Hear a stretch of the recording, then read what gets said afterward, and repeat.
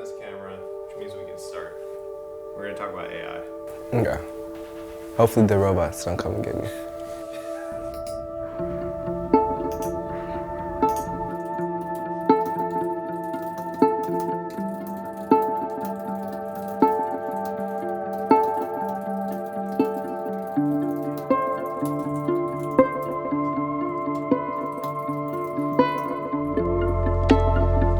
Menlo's approach in general to innovation and change is very much like the idea of let 1,000 flowers bloom. Everybody here is such a curious person and is so ready to learn about anything new. We're here in school to try again. Let's get 1% better. Let's try this new thing. Okay, that didn't work for you. Let's try something else. The world is changing a lot. Like, I feel like day by day there's something. I'm like, oh, wasn't that not supposed to change, but okay. AI is just something that can't really be ignored anymore. I think a lot of people tried for like the first couple of years when like ChatGPT came out. It's becoming ubiquitous, right? And I think some might say it already is, but it wasn't just a year ago. The abilities of AI really force us to rethink why we teach what we teach. It can't just be enough to produce a product because AI is just getting better and better all the time at creating great product. You know, it's a very easy thing. It's like, hey, what can I help you with? And you know, you're like, oh, help me with this assignment. I think people are going to be a little bit over-reliant on it for doing tasks that they could do themselves. How do we even begin to think about, are we using this technology as a tool versus just using it to use it because it's kind of a cool, shiny thing? What I like about Menlo is the fact that we're shaping the way we use AI in ways that reinforce our mission and values.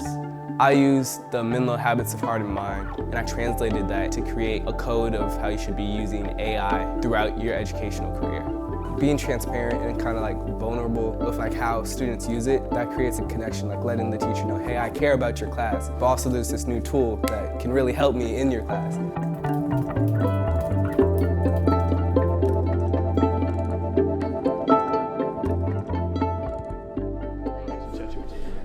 Okay, raise your hand if you're using ChatGPT. I want you to try to use it more as your thought partner and opponent to make sure that your logic works. When I can use it in a way where it actually does create friction, that feels helpful in concert with actual human conversation. What I don't want is a classroom of kids all on their computer, not talking to each other and talking to something that does not actually exist. Ask it if it can like update sources. Do you have any? My job is to help kids emote and feel and really understand how art and human discussion and connection can lead you to this rich inner landscape that might help you understand other people, yourself. Teachers ultimately are about forming relationships with students, and I want to make sure that our kids understand the importance of retaining their sense of humanity in everything that they do. I think what's most exciting to me about AI is AI's place in the process of creation. But we need to be part of that process. Even though the AI is really smart and capable of program all of these things, those websites that it created were not accessible. As human beings, we have empathy and we have understanding for people who are different from us. My app design class created an app for a member of the Menlo community whose wife had ALS, and they developed a way to communicate using gestures on an iPad. We were very basic programmers. Like, none of us had really coded something of like this magnitude. Using AI to help us on this project kind of kept us a little bit more realistic. So we would spend like classes up at the whiteboards, like how can we make this better?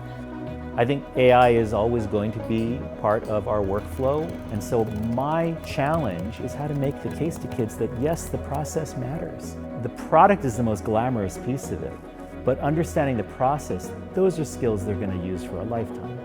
With students, we go through a lot. We go through a lot of late nights, a lot of early mornings. All of it matters. You get your degree, you get your stuff, but also you remember what it was like to like work like that. You know, the process is real, I've become a lot more confident in myself. I think just having people behind me being like, you can do this, like you got this. I always say this about them, but I do think that they all have a really great sense of humor. And I do think that that's gonna matter because it's gonna get weird. I don't think AI is as funny as people, and so I know that they'll wanna come together. I think they like being together. Yeah, we'll see. We'll see.